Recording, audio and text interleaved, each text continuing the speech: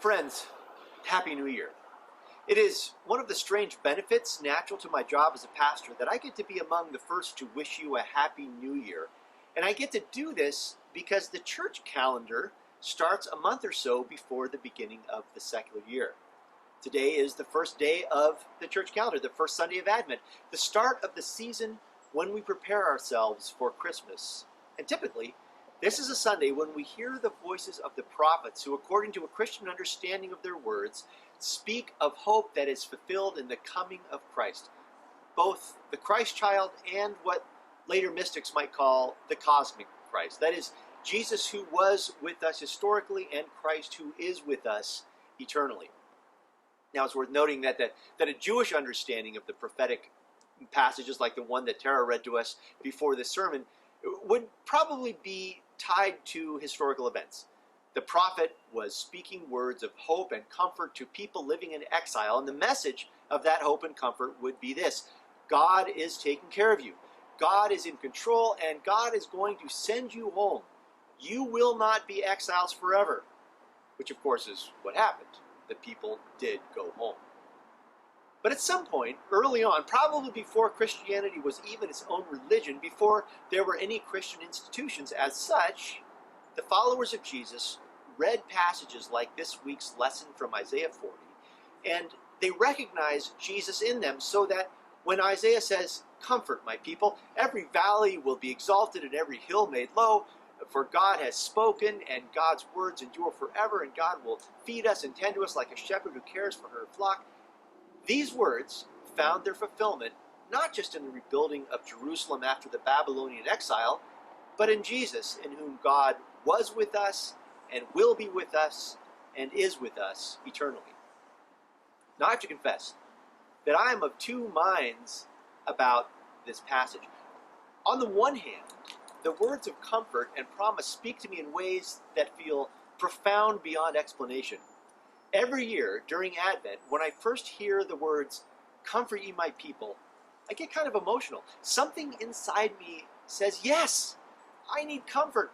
Thank God Advent is here because I need hope and comfort. But that lasts until I start thinking about it too much. And I call to mind C.S. Lewis's words in his book, A Grief Observed. The book is a published version of the journal he kept after his wife passed away, and in it he reflects on people who tell him to take comfort because his wife is in a better place, free from pain and rejoicing in the presence of her Savior. C.S. Lewis' response to that insensitive and somewhat ridiculous suggestion was to say, "Talk to me about the truth of religion, and I will listen gladly. Talk to me about the duty of religion, and I'll listen submissively. But don't come talking to me about the consolations of religion, or I shall suspect that you don't understand." I get that.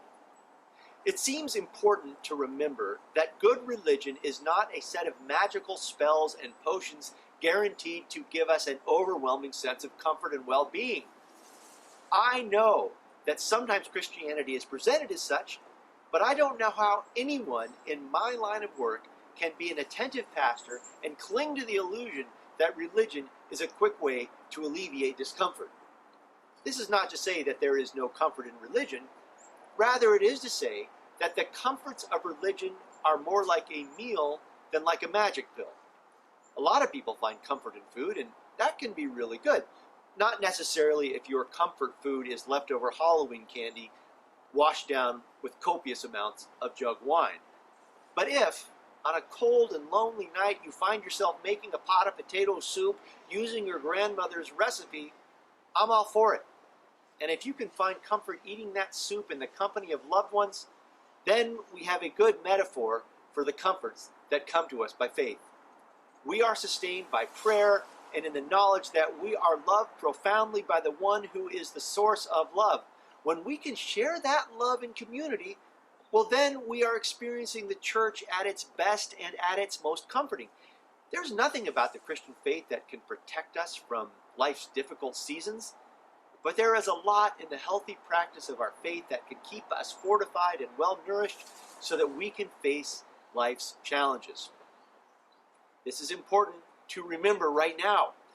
We've just had Thanksgiving, and Most of us avoided celebrations that put us inside with lots of family because the COVID-19 pandemic is just getting worse and the vaccine is still months away. That was sad for a lot of us. But it was just one more thing in this difficult year. I mean, if ever there was a year in search of religious comfort, it would be 2020. And so my invitation to you as Advent begins is this. Find comfort in your faith. It won't be magic, but practice a faith that strengthens you. Be religious in a way that gives you hope and joy. And as you do, stay close to your church family and to other folks who can be a source of strength. We are in this together, and the community of faith can be and should be a place of significant comfort. Comfort that we receive and also comfort that we give. So as you hear the words of the prophet this week and this Advent season, be comforted by the God who gives you spiritual sustenance and by the community of saints and sinners, the strong and the brokenhearted. That is the church. Like every family, the church has its dysfunctions, but it also has a great capacity for love and encouragement and acceptance. Together, we are stronger and we have a greater sense of comfort. As we journey into Advent, the nights will get longer and the daytime shorter. That's a metaphor of sorts, as are the candles we light and the hymns we sing and the prayers we share. They are a source of comfort for us as together we listen for the songs of angels that beckon us to Bethlehem.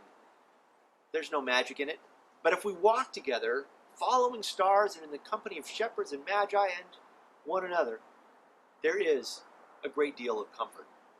And right now, I'll take comfort anywhere I can find it.